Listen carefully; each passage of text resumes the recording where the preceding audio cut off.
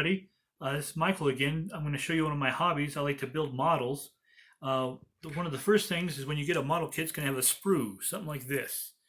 And this is what keeps the little bits together. So you need sprue cutters to cut the little bits off. And you do that, you see the sprue cutter has a one end that's kind of angled.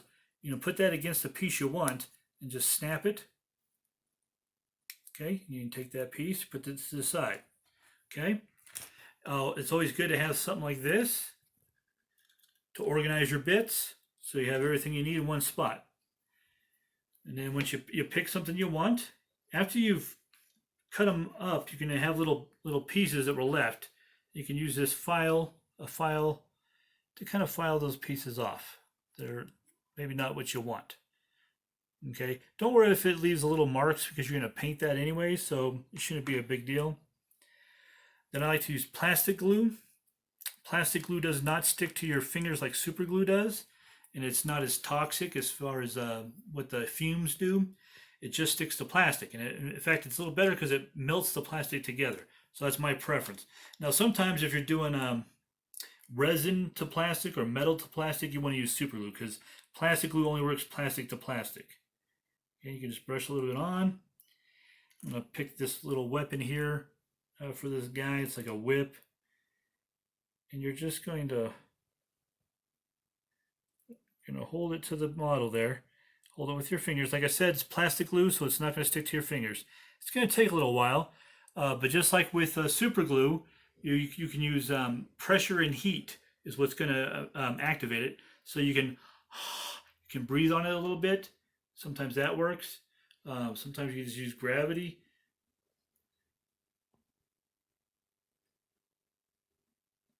So like, let's say, you know what, I don't have time. I just want to let this sit. You can let it sit there and just let gravity kind of slowly meld that into place.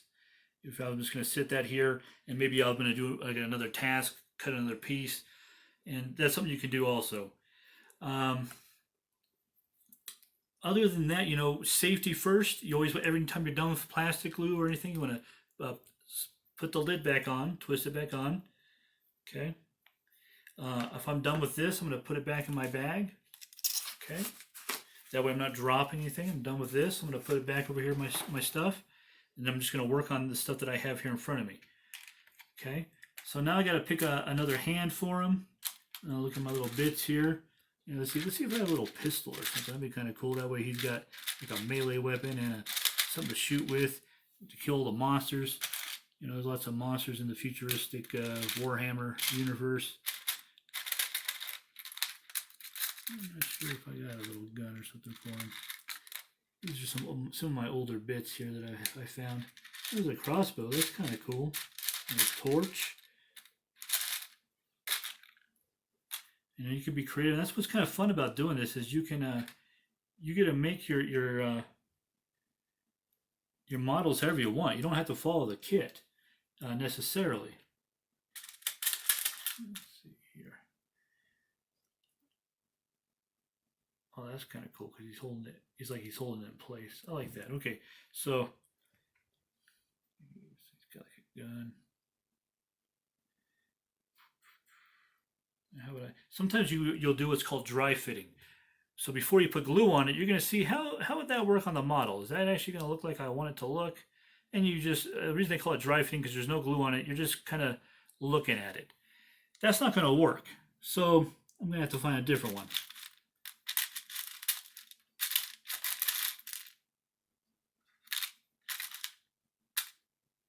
Oh, there we go. Now this one looks like it's going to work a little better. Yep, sure enough it will. Okay, so same thing. Now this should be held in place pretty well. Just going to set that down to a position where I can glue it. I'm going to glue it again. Like I said, you don't need too much glue. If you get a little excess, you can use the lip there. You just dab it a little bit. So sometimes with these, I'll dab both ends. Sometimes the plastic glue sticks to itself better, if that makes sense.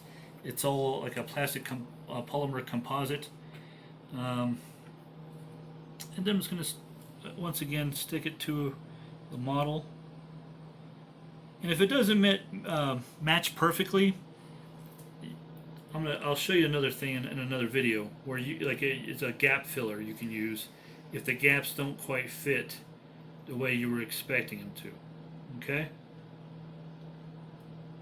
So this one came up when I was holding this. I'll hold a little too tight. But yeah, I'm trying to speed things up because these videos are too long.